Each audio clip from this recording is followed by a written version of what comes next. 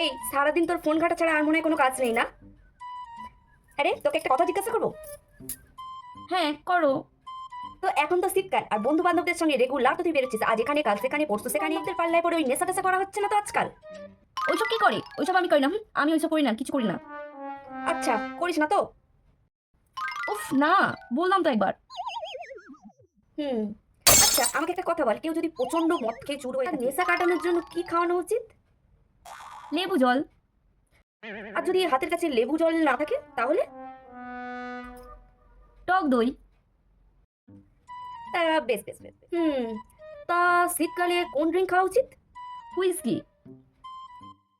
আচ্ছা, আর গরমকালে? Old malt. হুম।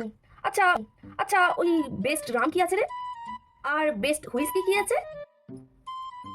Black dog. এরপর কি হলো, চলো যাও ফুল ভিডিও দেখো আর মজা নাও। ফুল ভিডিও এই চ্যানেলে দেয়া আছে, যাও ঝটপট করে দেখে নাও।